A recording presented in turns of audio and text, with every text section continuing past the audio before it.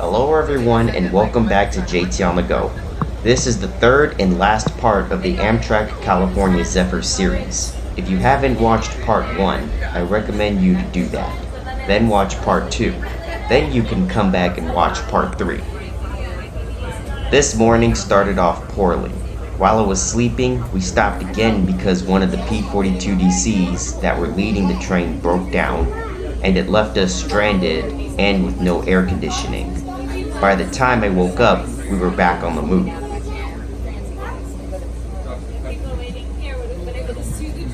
I chilled in the observation car as I always do.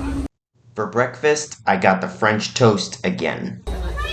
Because one of the P-42DCs was not working, a Union Pacific locomotive had to be attached to take us all the way to Emeryville. We are way behind at this point. The breakdown of the P-42DC could be a reason why the ALC/42 Chargers began to take over long-distance routes in February of 2022. We are in the state of Nevada. We will be crossing through the Sierra Nevada mountain range after we stop in Reno, Nevada. The Central Pacific Railroad built tracks for the Transcontinental Railroad from Sacramento to Utah. The workers that built this half included immigrants from China. The Central Pacific Railroad hired about 10,000 workers from China because of a labor shortage in California. Each worker got paid $1 a day. The equipment that was used to build this part of the railroad were shipped from the east. This included rails, cars, machinery, and locomotives. The Central Pacific laid 688 miles of track, while the Union Pacific laid 1,086 miles of track. There were blizzards in the mountains and extreme heat in the deserts. These were things that the workers had to deal with, along with the angry Native Americans that they came across. The Transcontinental Railroad also created time zones for the United States. This included Eastern, Central, Mountain, and the Pacific time zones in the continental United States. For Alaska, there is the Alaskan time zone, and for Hawaii is the Hawaiian time zone.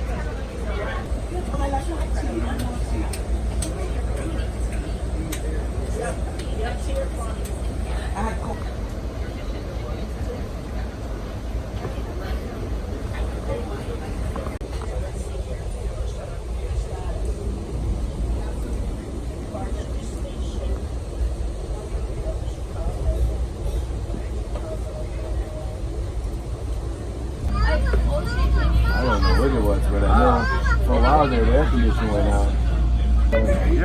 About sweat and watching. I do them both ways. But I like them.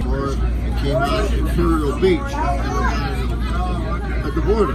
Yeah. Let's take a quick tour of the bedroom. This button over here powers this light. Further down is an AC power outlet. This is a little closet to store your coats and tuxedos. They have some hangers in there for them.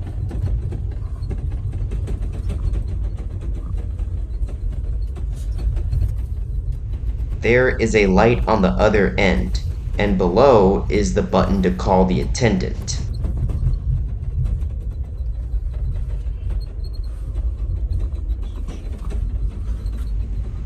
That is a seat that we used for storage, and on the top is another place for luggage storage.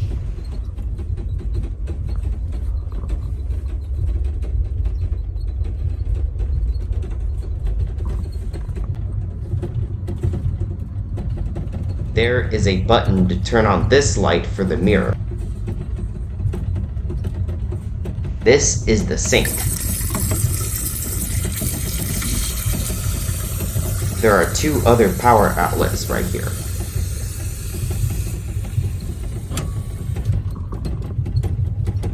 Here are some bars of soap and some washcloths and some tissues and toilet paper.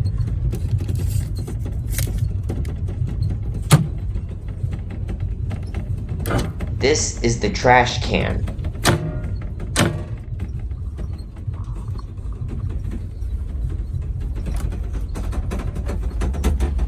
This is where the bathroom and shower is. There are some big towels up here as well. The main difference between the bedroom and the Superliner roomette is the bedroom has a bathroom and shower built in it, but for the roomette, the bathroom and showers are outside the room. For Superliner sleeper cars, there are 4 restrooms outside the rooms, 1 on the top level and 3 on the lower level.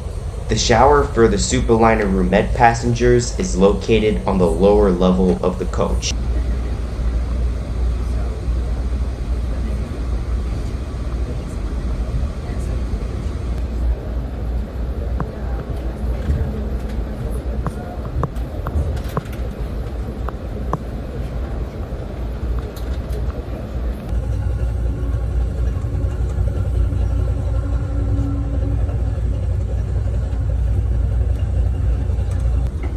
When crossing between cars, I recommend kicking the button on the bottom with your foot, and hold on to the railing so you don't lose your balance.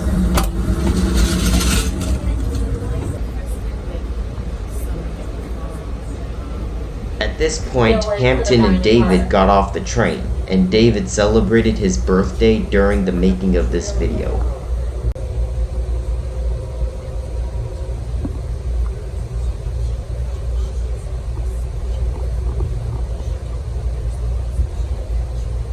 Here's some more scenery as we cross through Nevada.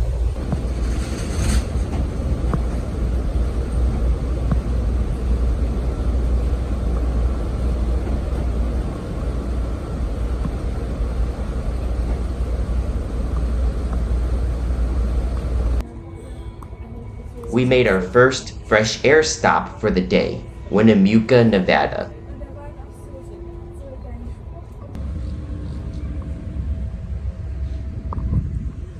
There is a crew change going on. Amtrak conductors and drivers take shifts before and after a leg. Once their time is up, they gotta change the crew. They do that at some stops like now. Amtrak has 2 types of Superliner coaches. The wheel set is a way to find the difference.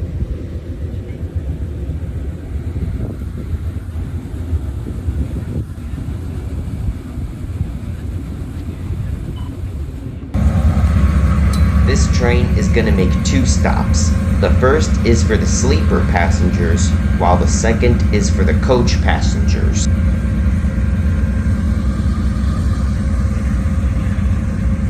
This baggage car is known as a viewliner baggage.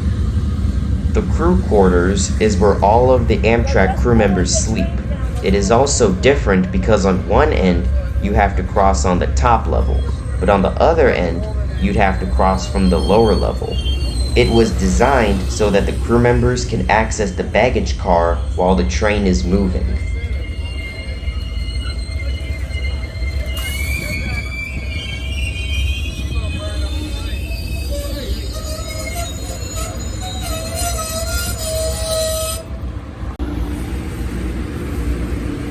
This is what the building of the Winnemucca station looks like.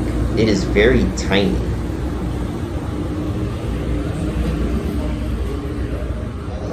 This is what the interiors look like. There isn't a bathroom. Yikes.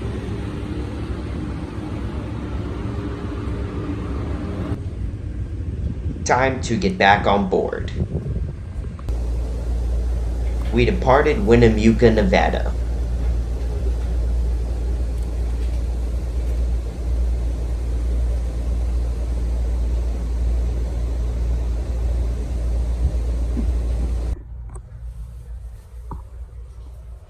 Sleeper car passengers also get free coffee. You can just come here and make it yourself.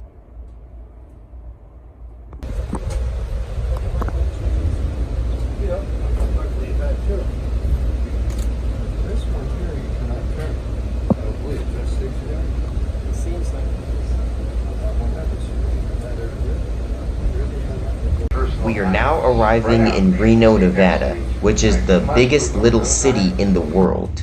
And it began as a gold mining service settlement, and it grew after silver was discovered. So this place was a boomtown. Reno is also a fresh air stop. A lot of people boarded the train at Reno.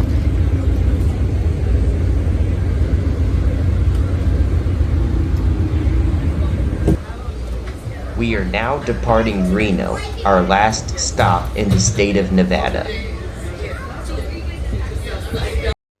It's lunchtime. I got the hot dog as my last lunch for the trip.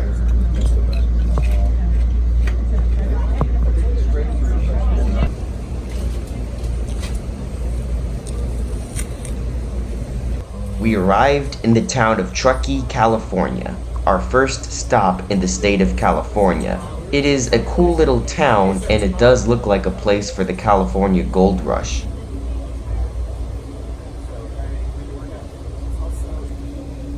We are now leaving Truckee. It is thanks to those who built this railroad. Now we can just relax and watch the scenery go by. I wouldn't really enjoy this while riding or following a wagon train. If you want to see only the scenic parts of the California Zephyr, I recommend hopping on the train in Denver and getting off the train at Sacramento, California. We ended up stopping because an approaching train got stuck on the hill. We sat here for a few hours while it backed down the hill. Because it was dinner time, I got myself something to eat from the cafe car. Thank you very much. Thank you. You have a great day, okay? You too. For dinner, I got a grilled cheese sandwich. Ken, the car attendant, actually had a surprise for us. So we would like to thank Ken here, the car attendant in the Observation Car Cafe, for giving me and my dad these two treats here. Absolutely. Hope you're enjoying yourself. Have a good time. Thanks. All right, you too, Ken. Thanks. Bye. We are back on the move. This shows that you always need to be prepared for the unexpected. We made a short stop in the small town of Colfax, California.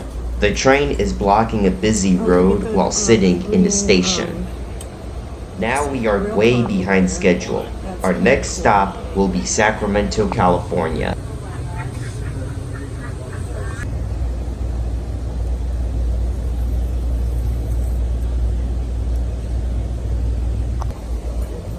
That's a Union Pacific locomotive depot. Sacramento will be our last fresh air stop for the whole journey. That's the tracks for the RT light rail in Sacramento, so that means we're getting close. Sacramento is where the Central Pacific started and built tracks going west. Sacramento is where Siemens Mobility is located. They build locomotives like the ALC/42 Charger for Amtrak. We are now leaving Sacramento and heading down to Emeryville. Nobody was in the observation car. I was the only person in here. We were delayed in Sacramento again because the crew ran out of time and they needed to get a new crew, and it took a while for them to get there. My dad later complained to Amtrak about the delays, and Amtrak gave him a $400 voucher. All of this stuff that you can't see because it's dark is not the scenic stuff, so it doesn't matter if we missed it or not. We made several stops before reaching Emeryville. If you want to get to San Francisco, Amtrak has a bus connection, or you can take an Uber. As our trip comes to a close, I can say it was a great trip, and I'm grateful to get the privilege to travel all of this way.